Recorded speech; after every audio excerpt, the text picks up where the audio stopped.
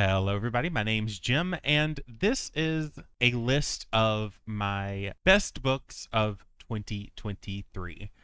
I thought about doing a top 10, then I thought about doing a top 8 to balance out the other video, but I kept going back to the same 4 books and decided to just stick to 4. Keep it simple, keep it easy for y'all to remember some titles, and just go with the 4 books that I actually want to gush about, which actually is kind of hard. This is the second time I've tried this video, and for some reason it's much easier for me to complain than it is for me to say good things about the books I read, which is definitely a me problem, and in 2024 I need to work on that. But for now, I'm going to try my best to get through these books and convince you to give them a shot, I guess. The first one at number 4 is I'm Afraid of Men by Vivek Shraya. This is a memoir of her experience presenting as a gay man through her transition into womanhood. There were so many takeaways in this memoir as I was reading it. When Vivek Shraya was talking about her walk and controlling her walk, it was something that resonated with me because this is something that I've been doing for most of my life. Reading that somebody else had that experience was something that I'm going to hold on to. There was so much discussion in this memoir about masculinity and femininity, being a man and not being masculine enough versus being a trans woman and not being feminine enough. Moving into her trans experience, I feel like I was able to take a lot away from that as well. There was one passage in this memoir where she talks about separating men specifically into good and bad, and how labeling men as inherently good prevents us from reinforcing healthy behaviors that those men express. But on the other hand, calling men bad is turning certain bad behaviors into an expectation that we just shouldn't do. The only reason why this memoir wasn't higher, I would say, is that I wasn't really a fan of the second person perspective later on in the memoir. But that's just a personal thing. That's a hard perspective to get right. So, and I also want to say to any men who are listening to this review, this memoir really isn't as scary as it seems on the cover, I promise.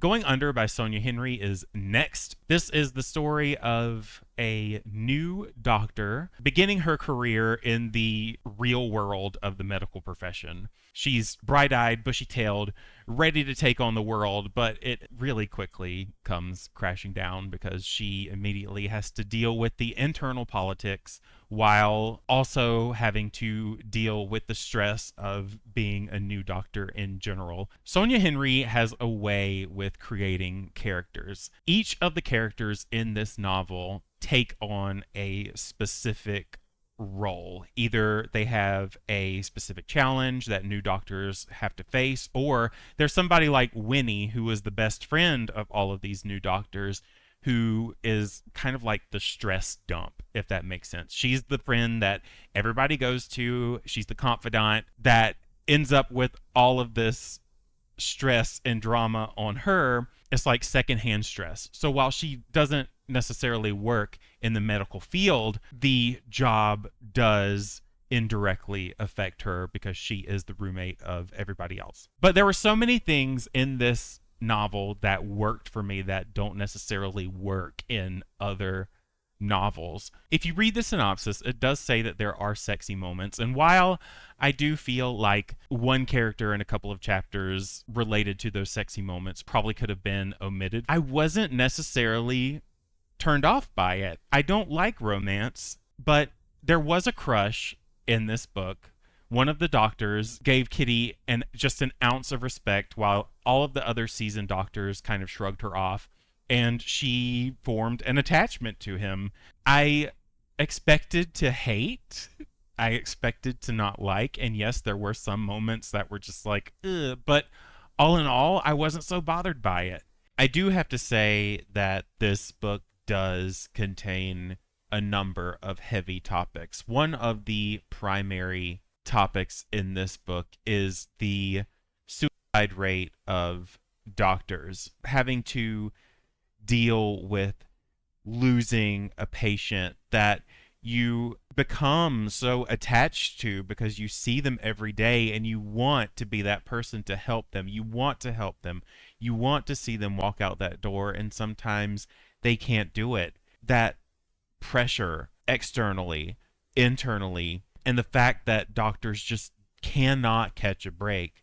This is a book that I took a chance on because I was not able to find this anywhere. It had to be shipped to me from Australia from a library sale, because otherwise, if I were to purchase a new version of this book, it would have been $40 at the time. It's a lot cheaper now if you want to get it. But it's not in American libraries at all anywhere. This was a shot that I took. I'm glad I took the shot. It's one of my favorite books of the year. If you enjoy doctor dramas, if you want to get a glimpse of the inside of what it's like to be a new doctor and read about the challenges that they face day to day, it's definitely worth your time. And this was her debut. There's no way that this book could have been written in the way that it was if the author did not have the experiences that she did, and she did a great job. I loved this book. I got through it so fast, and it's one of the longer books that I've read. The September House by Carissa Orlando is another debut that I read last month, so I've already gushed about it a little bit, but this is the story of a woman named Margaret and her husband Hal, who purchased a house at a very reasonable price because it's haunted. Every September, the house comes to life. It oozes blood. The ghosts become super active. And while it took a little bit of time for both Margaret and Hal to adjust to their squatters, Margaret takes it upon herself to befriend them. Hal is a bit of a harder sell. He has had enough. He ends up leaving. Not only does he end up leaving, he ends up disappearing. Like, Margaret does not know where he went. Upon being questioned by her daughter Catherine about his whereabouts, Catherine immediately comes over to the house and the hunt begins for Hal. All the while, Margaret is so worried about it being September and the ghosts being active and Catherine having a cruel run-in with one of them or many of them. So it's this chaotic roller coaster that filled me with so many emotions. I wasn't expecting to have such a cyclical emotional experience reading this book. And I love Frederica. If I had a ghost cook for me in my house, I would be set for the rest of my days. In this book, we not only get to live in the present with Margaret and Catherine, but we also get a glimpse into the past with Margaret and Hal and their relationship. And Hal was not the best person. He was actually quite abusive. And it's something that Catherine also had to grow up with. So this is sort of like a mother-daughter bonding experience, as well as commentary on mental health, all while being a part of this really charming ghost story that I couldn't get enough of. It was great. And Carissa Orlando, I need to say this too. I know I've gushed on and on about this, and I'll move on, I promise. But I need to say this too, that her descriptions are fantastic. Her descriptions of the ghost include such gory detail, but you can't help but be charmed by them just by the way that they are. Just the way that she describes them and the house and the oozing of the blood and all of these descriptions. She did an amazing job without going overboard, and I just love her writing. I cannot wait for her to release something else. I was struggling whether or not to put The September House at number 1 or I'm Glad My Mom Died by Jeanette McCurdy, but since they both received perfect 5s for me, I think they can share a spot.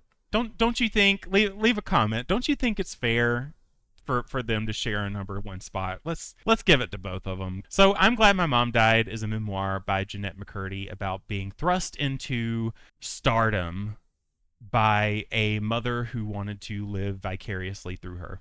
This was an equally tough but funny memoir to read. I feel like this would have been much harder to swallow had Jeanette McCurdy not included her wit and her humor. A lot of this felt like she was talking to her friend, which I really appreciated. I like that approach when people write memoirs because it makes it more personal about a personal story. This is the story about her life with her overbearing mom and her toxic tendencies to push her into stardom, to drive her to the studios for auditions, and basically just being this hovering cloud over Jeanette's early life when this really wasn't something that Jeanette wanted to do. And whenever Jeanette would even whisper that maybe being an actress wasn't her calling, like maybe she wanted to write, her mother took it as an attack. It was something that she did wrong, that she just wanted to provide the best life for her daughter, when in fact, the best life for her daughter was hers to choose, her daughter's to choose. It was emotional. It certainly was a roller coaster. There's such a human element to this memoir that I have not gotten from other celebrity memoirs that I read this year. I know that Jeanette McCurdy did talk about stardom, but so much about this memoir was not about celebrity scandals and, paparazzi. And it was those human scenes that I latched onto so much, particularly ones that involved Miranda Cosgrove, who played Carly on iCarly. We tend to put celebrities on pedestals, and the scenes that Jeanette had with Miranda were so grounding and so human. And I'm sure people who want to pick up this book want to know that Miranda Cosgrove is an amazing person. So, spoilers if you're looking into this memoir thinking that Miranda is some kind of monster. She's absolutely not. Those were scenes that really sucked me in and drew me in, and there's a lot of Miranda in this memoir. So, you can look forward to that before you read it. But, I didn't know these people before I picked this up. I did not watch iCarly. I didn't watch Sam and Cat. But this gave me such a new perspective on child stardom and her life in general. I've seen interviews with Jeanette McCurdy since this, and she just has an amazing personality. I know she wants to be a writer. I hope she follows through with that because she's pretty dang good at it. But this memoir, if you're not even a memoir person, I feel like this is still very much worth your time. All 4 of these books are ones that I'm honestly going to step away into 2024, and I know I'm not going to forget any one of them. They're going to stay on my list for a very long time. None of them have overtaken Pachinko as my favorite, but they're all there. So if you are interested in reading any of these books, you can go to the retailer of your choice and purchase them. Unfortunately, for Going Under, you are going to have to purchase it somehow, unless you live in Australia or are very lucky to find it and have it available in a local library. Otherwise, you can check the rest of these out at your library or use your library app if you want to give them a try before you jump all in. Again, just like I said, for the worst books of the year, my opinion is not the be-all, end-all. So definitely do look into each of these books, look into the content warnings, read the synopses for yourself, and also some other spoiler-free reviews to have more well-rounded expectations before going into these. If you enjoyed this video, of course, leave a like and subscribe if you haven't already. Otherwise, I have been Jim. You've been great. Happy reading.